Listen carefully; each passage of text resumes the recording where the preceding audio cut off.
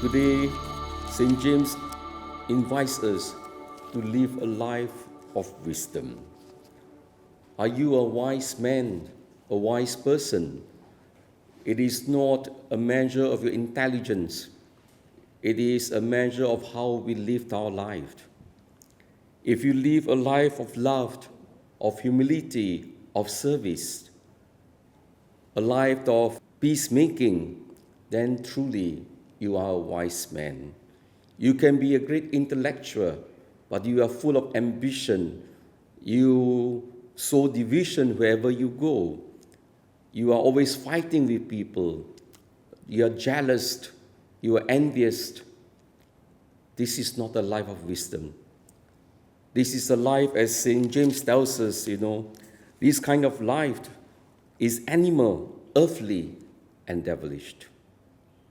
And so, indeed, anyone who is living a life of wisdom, St. James said, is one who is full of compassion. He is a peacemaker. He is kind. He is considerate. Don't we all desire this kind of life? Because at the end of the day, whatever knowledge we have, whatever money we have, whatever talents we have, whatever positions we hold in life, if they do not bring us peace and love and joy, in vain have we lived our life. So these only means, they are not the ends. And so how can we truly live a life of wisdom?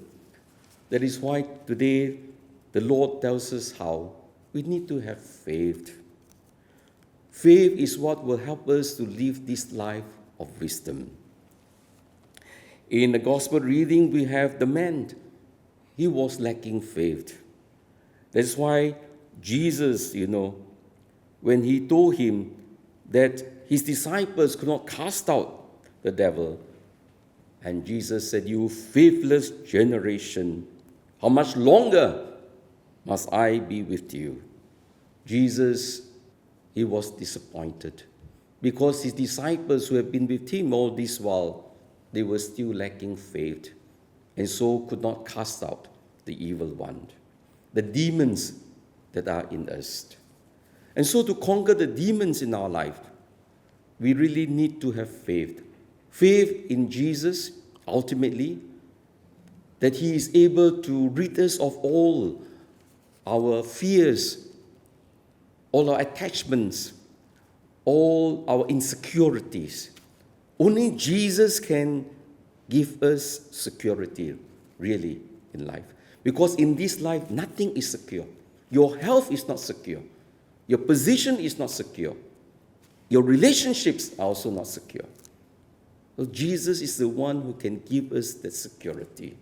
That is why faith in Jesus is ultimate. If we have faith in Jesus, Jesus can do the impossible. He can rid us of all the demons that afflict us.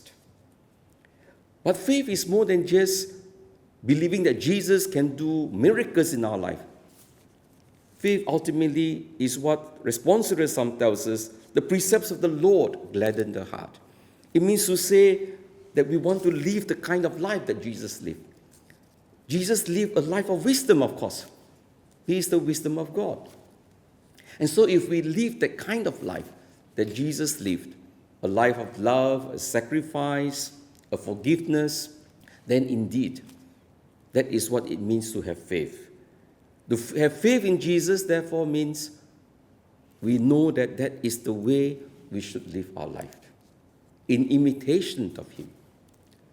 So how can we have this faith? This faith can be strengthened if we have a deep encounter with the Lord. There are some fortunate people, by God's grace, they have this mystical encounter. They have this transfiguration experience, like Peter, James, and John, who just came down from Mount Tabor.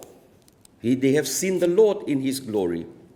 And that incident was so important because after that, they keep on remembering that incident. When they were having difficulties and trials, that incident came to their mind. So having a mystical encounter is really the grace of God that can strengthen your faith. But for those of us who have not yet a radical encounter with God. Then today in the gospel, Jesus tells us we need to pray. Prayer is important because prayer strengthens our relationship with the Lord. Without prayer, we would not be able to be open to the grace of God. We would not be able to touch Him. Prayer is simply to engage Jesus so that Jesus can enter our minds and our hearts. That is why today Jesus emphasized the importance of prayer. But that is not all. When we talk about prayers, it is also important that before we can truly deepen our faith, I think we must be humble enough to be like this father. He told Jesus, I have faith. Help me in my unbelief. Only a person who is conscious of his own inadequacy can grow in faith.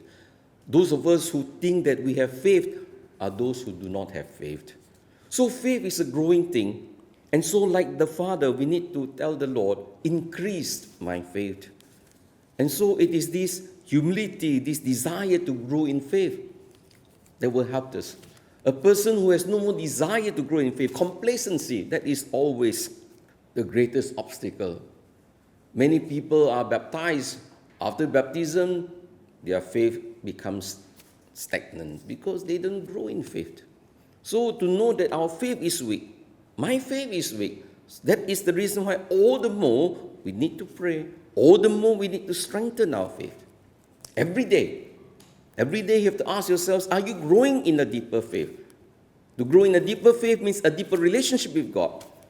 And to live, become a nicer person, a more loving person, a more forgiving person, then you know that you have faith. And a more understanding person, most of all, I know you have faith if you are a compassionate person.